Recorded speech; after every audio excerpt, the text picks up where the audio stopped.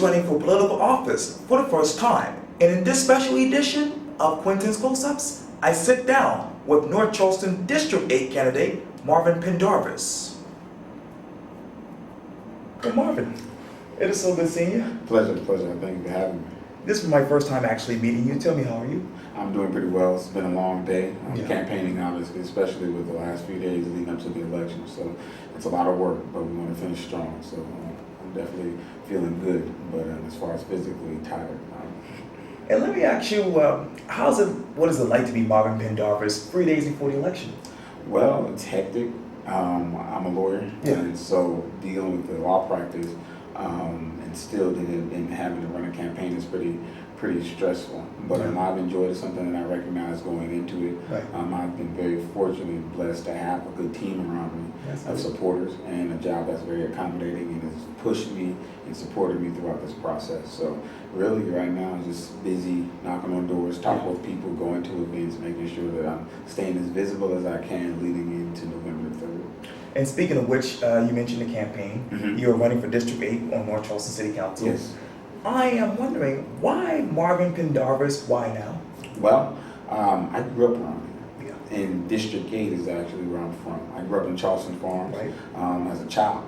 Throughout the 90s and the early 2000s, we grew up there, my mom and my 4 sisters. And so I grew a sense of community from that time there. I knew the people. Right. I knew what I felt like were the issues that were present at that time. Right. And then growing up, going off to college and law school and coming back, there are some issues that were then that are still there, that are still prevalent. And at that point, I said to myself, I got to be involved. I wanted to insert myself into the process. And why now? Well, I'm young. There's no question about that. But I've had some very wise people tell me, why wait? I wanted to make sure that I involved myself in the process, involved myself early on. And I felt like I have the skills that are necessary in order to do an effective job. I've been around the block. Even in my short time on this earth, I've had some experiences that I believe prepared me for this position. Okay. Clearly being an attorney, in my estimation, has given me the skill set in order to be effective on council, to serve the people, to be there for the people, to communicate with the people, and to be able to decipher issues and really come to a consensus as to exactly what it is that takes to bring the best out of North Charleston and the best out of District 8.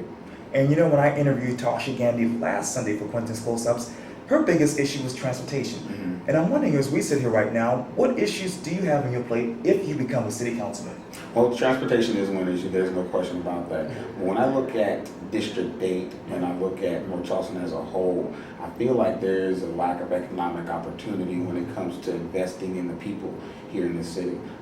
There's no question that there's a lack of resources on the south end of North Charleston. It's been talked about numerous times and it's been addressed, but we have to find out viable solutions in order to really address those problems. And some of those problems are in District 8. I look at the different neighborhoods and we have to make sure that we're putting things in place so that the people have opportunities, putting resources in the community so that they'll be able to sustain themselves. It'll help everyone. It'll help the people who've been there for some time and the people who are coming into the neighborhood. But that's the biggest thing, really just investing in the people in North Charleston, saying we want you here, we care about you, we're going to take care of you.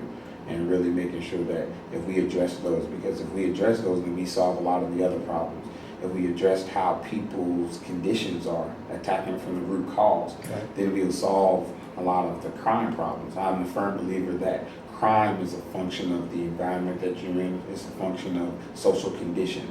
And so when you work on that, then you give people opportunities that creates jobs, that creates activity going on in the neighborhood, activity that keeps them productive, that keeps people off the streets, that keeps people engaged in what's going on in the community and not wanting to be on the streets and doing negative things toward the community. So it solves that. Continue to invest in the people allows people to have the wherewithal, the resources, and the financial capital in order to get to sustain themselves, in order to buy houses, in order to buy into the market. Affordable housing is an issue that's been talked about numerous times, and that's something that we see is an issue here in North Charleston. So if we work on that, then you'll see an issue. You'll see it solve some of the problems when it comes to affordable housing because people will be able to afford it. So those are two examples, but I think we have, when I look at the issues in North Charleston, and there are a number of them, and I look at what is the root cause, I think it starts with us investing in the people and making sure that we're taking care of them, giving them the resources, the access to the resources in order to sustain themselves and to create something for themselves. And let's stay with North Charleston because I don't know if you actually endorse him or not, but as you know, John Singletary is running for mayor of North Charleston as well. Absolutely. And I'm wondering, why would he be a great candidate for mayor? Well, I think what John Singletary has done is say that we have a problem in North Charleston. Okay. We have a problem that's been systemic, and we have a problem that's been going on for a number of years when it comes to the transparency and making sure that the playing field is level for all the people in North Charleston. I'm a firm believer that we had, in order for us to work, the city of North Charleston to work for everyone, and everyone has to be able to enjoy all of its benefits. North Charleston is a prosperous city. It's a city that's seen a number of people come here over the years. It's growing, and it's growing at a rapid rate. But there are neighborhoods, there are segments in North Charleston where people, that growth, that's something that's not being experienced on every level.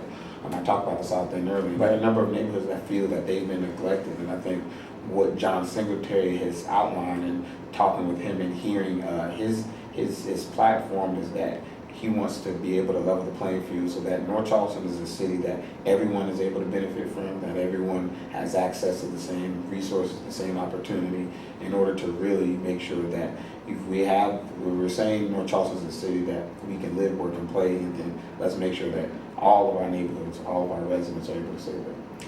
And I was thinking about this as you were talking, but as you know, the mayor is up for re-election, and most of the members of city council are up for election.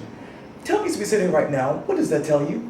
It tells me that people are engaged, people have taken a step up and said that we want to be involved in the process. Okay. And it's very, very pleasing to see.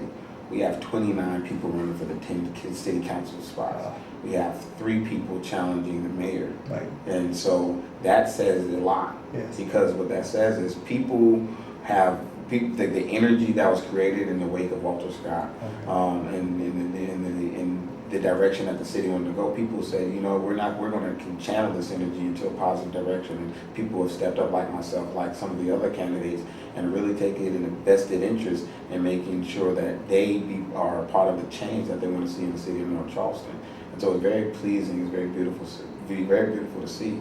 When you look at what happened in city council, Right. It almost reminds me of what they said in what happened after Ferguson, Right. and what happened in that city council, and how that the situation there really galvanized the people and really got the people energized and going in the right direction. And it made them, it caused some change there, and it shook some things up. And so with all the council seats being challenged, except for one, with all the people running for the different seats, Right. people are involved in the process more than they ever have been.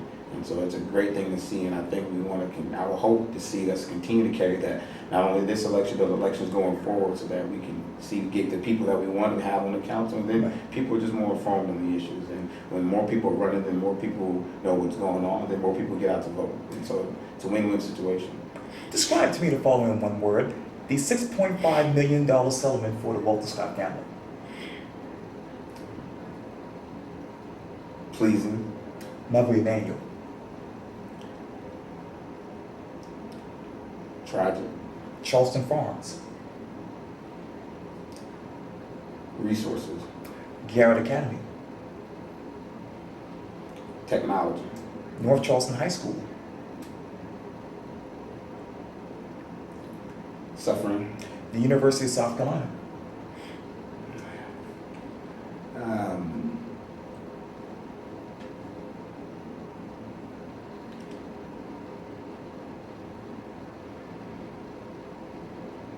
Wonderful. Yeah, Marvin Pendarvis. Ambitious. November 3rd. Excited. Yeah. Well, Marvin Pendarvis, thank you so much for your time. I really appreciate it. Thank you. I appreciate the opportunity. Thank you.